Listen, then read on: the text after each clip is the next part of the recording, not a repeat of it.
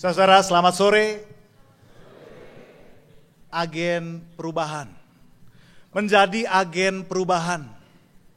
Kita sering dengar, kita suka pakai stiker, pin, agent of change. Tapi apa sih agen perubahan? Barangkali daripada jadi agen perubahan, enakan jadi agen LPG. Jelas untungnya, ada profit. Saudara, di awal tadi sudah ada battle ya, dijelaskan apa itu agen perubahan. Tapi lewat contoh sederhana. Agen perubahan ini bukan soal dapat apa, untungnya apa, tapi jadi agen perubahan itu sesuatu yang terjadi. Sama seperti Tuhan Yesus bilang, kamu adalah garam dan terang dunia. Perhatikan saudara yang dipakai, kamu adalah, to be. Kalau bahasa Inggrisnya, bukan to do. Tuhan gak bilang, kamu jadilah terang dunia. Seolah-olah kita ini sesuatu yang lain lalu diminta untuk jadi garam dan jadi terang. Tapi kamu adalah. Dengan kata lain, dampak, pengaruh, itu sudah ada di dalam diri kita. Sekarang tinggal garamnya masih dalam lemari atau sudah ditaburkan di tengah-tengah dunia. Agent of change, agen perubahan, saudara. Tadi saya naik motor ke sini di perempatan sana, saudara pasti suka perhatikan ya. Kalau pas lampu merah di perempatan besar, itu motor-motor rata-rata awalnya rapi, berbaris, satu-satu berhenti rapi. Masih semua di belakang zebra cross. Lalu merahnya udah agak lama, lalu jalur sebelah kiri mungkin udah hijau, dia udah mulai nyebrang, motong. Masih kosong di depan kita, habis ini giliran kita. Semua masih rapi, berdiri di belakang garis. Biasanya ada satu atau dua yang mulai maju, teng-teng-teng-teng, maju sedikit ke tengah. Enggak? Ya, mulai ke tengah. Enggak sampai nyebrang, cuma maju aja ke tengah, sementara mobil-mobil lain masih mengambil jalurnya. Kalau satu, dua udah maju, apa yang terjadi? Entah kenapa, motor-motor lain, mobil-mobil lain yang tadinya diem aja gak terganggu, gak ada masalah, tiba-tiba ikutan. Semua berbondong-bondong, seret, maju melewati garis. Kenapa? Kenapa saudara? Kenapa orang yang tadinya diam-diam aja nunggu lampu hijau baru mau gerak, sekarang berubah jadi maju? Karena ada yang mengawalinya. Itu contoh jelek, tapi itulah agen perubahan saudara-saudara. Ketika seseorang atau sesuatu mengawali, membuka jalan, merintis, sehingga yang lain kemudian mengikutinya, berubah. Agen perubahan. Ini pendekatan yang sangat pas buat bangsa kita. Semboyan mengatakan, berani karena benar. Faktanya, berani karena banyak. Ya. Kita mengagung-agungkan kita ini bangsa yang berani karena benar. Enggak. Kita ini bangsa yang berani karena banyak. Kayak tadi lampu merah. Ya. Kalau enggak banyakan, enggak ramean, enggak berani. Kalau sendiri doang, mikir-mikir. Ya. Coba kalau lagi ngumpul-ngumpul sama teman-teman, kadang-kadang cewek-cewek nih ya. Satu mau ke WC, semua mau ke WC. Ya. Ke WC dulu ya, ikut. Bertujuh, bersepuluh, berbondong-bondong masuk WC. Laki-laki mulai begitu juga sekarang. Saya rada gak ngerti ngapain. Ya. Kondangan, pernah kondangan? Iya kan? Kondangan semua udah lirik-lirikan, mau pulang tapi malu. Tahu udah kemalaman, tapi takut. Lirik-lirikan, satu aja pamit duluan. Pamit ya. Oh, saya juga, semua pulang. Ya kan? Semua nggak berani, seolah-olah kalau pamit duluan nanti membuat tren supaya orang berbondong-bondong pulang. Ngebungkus juga begitu, ya kan? Satu aja keluarin plastik dari tas, time, keluar. Giliran kita. Kita berani karena banyakan. Tapi apa yang bisa kita petik, saudara? Kalau memang bangsa ini adalah bangsa atau masyarakat ini adalah masyarakat yang berani karena banyakan, maka orang-orang yang berani mengawali, memulai, dialah yang jadi pemimpin. Dan kalau Anda mau memimpin bangsa ini berubah menjadi lebih baik, maka artinya awalilah lewat diri Anda. Mulailah dari Anda. Dan itu yang terjadi di dalam Yesaya yang kita baca.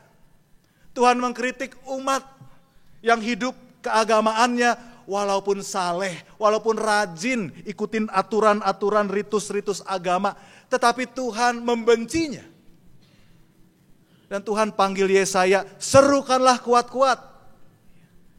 Tuhan pakai satu orang untuk memulai, membuat perubahan. Agent of change. Jadi agen perubahan. Atau bahasa kaskusnya agan-agan perubahan. Tuhan harapkan. Dan kalau kita mau jujur, bukankah ini juga masalah dunia kita sekarang? Banyak orang kelihatan beragama, agama apapun juga ya. Pemilihan-pemilihan sebentar lagi, pemimpin-pemimpin, semua pakai baju agama.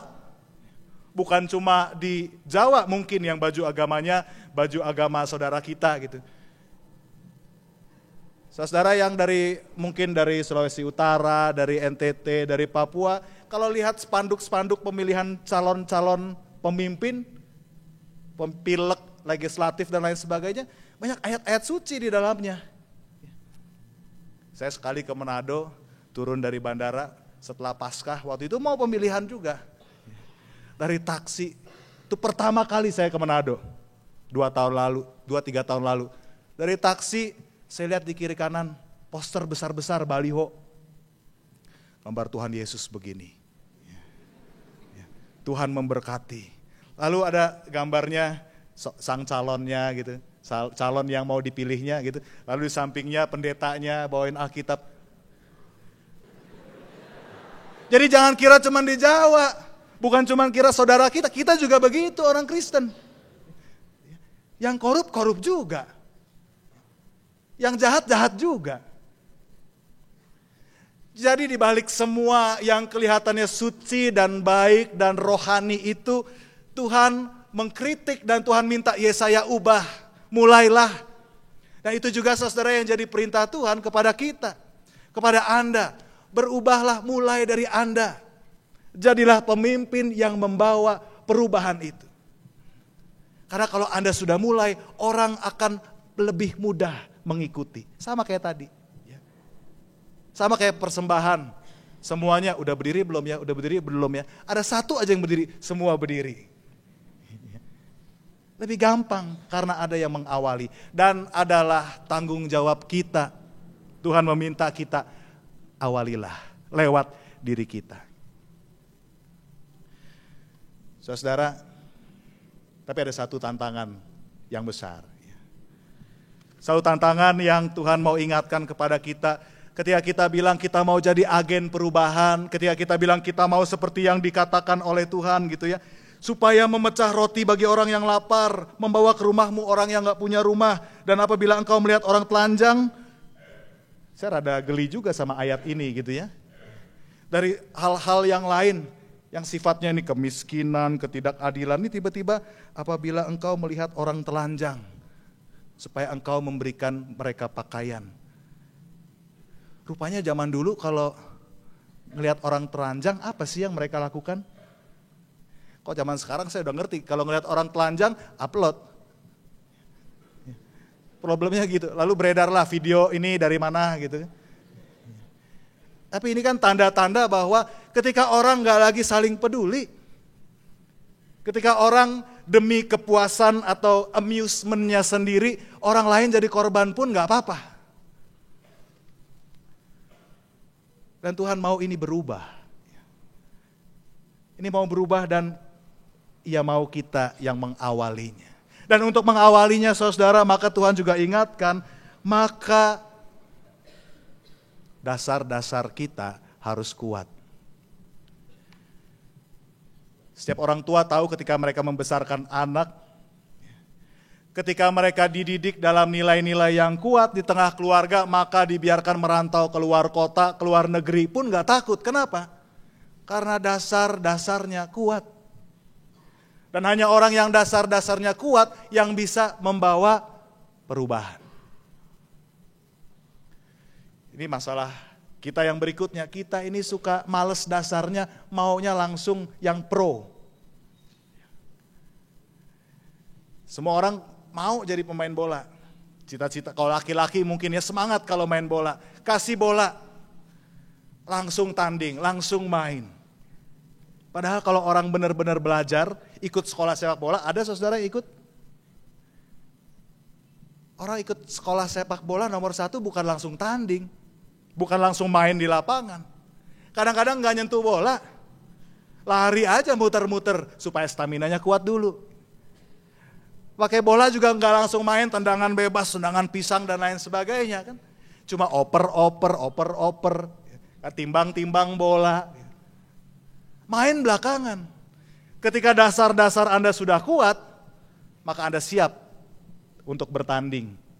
Maka Anda siap untuk menentukan perubahan di tengah-tengah lapangan. Kita orang Kristen kadang dasar-dasar iman kita gak kuat. Jadi cita-cita boleh tinggi gitu ya. Ambisi boleh luar biasa rohani, saya mau bawa perubahan tengah dunia. Tapi dasarnya gak kuat, sehingga ketika terjun, kita yang berubah. Kita yang terubah, bukan kita yang mempengaruhi dan mengubah. Saudara, ini sebabnya saya mau ajak kita sekarang. Menjelang Paskah, saudara kalau Anda pegang warta, ada lembaran warna pink di dalamnya. Itu penjelasan tentang masa-masa Prapaskah. Ini sebuah tradisi yang sudah kuno, maksudnya sudah sejak dahulu kala menjadi sebuah kebiasaan gereja-gereja. Jadi 40 hari sebelum Paskah, maka orang-orang itu akan dihimbau, diajak untuk berpantang, untuk berpuasa. Maksudnya apa? Supaya belajar menghayati, gak gampangnya mengikuti firman Tuhan itu. Susah loh, mau sungguh-sungguh taat pada firman Tuhan itu. Lalu ketika pada Paskahnya menjadi sukacita kemenangannya. Tujuannya baik.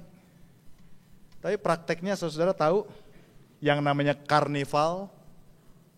Kalau nonton film kartun Rio tentang burung biru itu, ya kan ada yang namanya karnival gitu. Atau pernah dengar istilah Mardi Gras? Itu kalau Anda cek, itu jadi pesta yang justru rada gila-gilaan, mewah, meriah, dan seksualitasnya. Padahal apa arti awalnya? Mardi Gras, ini bahasa Prancis, Mardi itu Selasa, Gras itu gros, besar. Jadi maksudnya sebelum hari Rabu Abu, hari pertama dari 40 hari sebelum Paskah, mereka mulai berpuasa, maka di Selasa itu mereka makan sepuas-puasnya. Untuk kemudian 40 hari berpuasa. Itu awalnya. Tapi akhirnya jadi begitu. Nah kita gak mau begitu. GKI Maulana Yusuf mau mengajak kita saudara, kita coba melatih dasar-dasar keimanan kita. Karena apa? Karena kita seringkali bolong-bolong dasarnya. Ada di sini yang ikut katekisasi gak pernah bolos? Ada? Kalau Anda lihat absensi katekisasi anak-anak di gereja, itu minta ampun.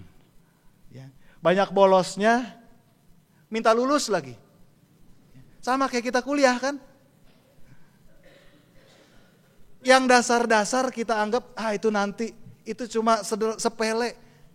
Maka itu kita mau coba. Dalam masa Prapaskah ini 40 hari, dimulai dari Rabu 5 Maret, hari Rabu Abu, kita ada ibadah Rabu Abu saudara. Semua diundang untuk bisa hadir. kita mulai lalu 40 hari berpantang dan berpuasa. Silahkan. Tentukan pantangan apa gitu. Saya mau pantang makan sayur. Silahkan. Pantang makan daging gitu, pantang main game online, pantang bales SMS pacar, silahkan. Saya mau puasa nggak makan, minum aja, saya cuma minum cendol dan es buah. Silahkan. Tentukan gitu ya. Saya mau puasa dari jam 6 pagi sampai jam 6 sore. Coba lihat. Atau ada yang pinter, Pak saya mau puasa jam 10 malam sampai jam 6 pagi. Silahkan. Silahkan. Semua orang juga tahu saudara, Anda main game selalu ada cheatnya ya kan. Tapi coba lihat, game yang terlalu banyak cheatnya udah gak enak lagi. Udah gak seru lagi. Sama juga, Anda mau bikin cheat sendiri dalam pantangan dan puasa ini bisa. Tapi ketika Anda terlalu banyak pakai cheat, udah gak seru lagi. Gak berasa lagi kenikmatannya menjalankan aksi 40 hari ini. Ketika Anda mau sungguh-sungguh coba 40 hari, oke 40 hari saya gak pegang rokok, 40 hari saya gak judi, 40 hari saya gak minum bir, bukan berarti habis itu bebas-bebasnya gitu. Siapa tahu ini mengawali perubahan yang baru. Itu saudara. Anda bisa jadi agen perubahan ketika kita coba memulainya. Dan mari kita coba memulainya lewat momen Prapaskah ini. Tuhan memberkati. Amin.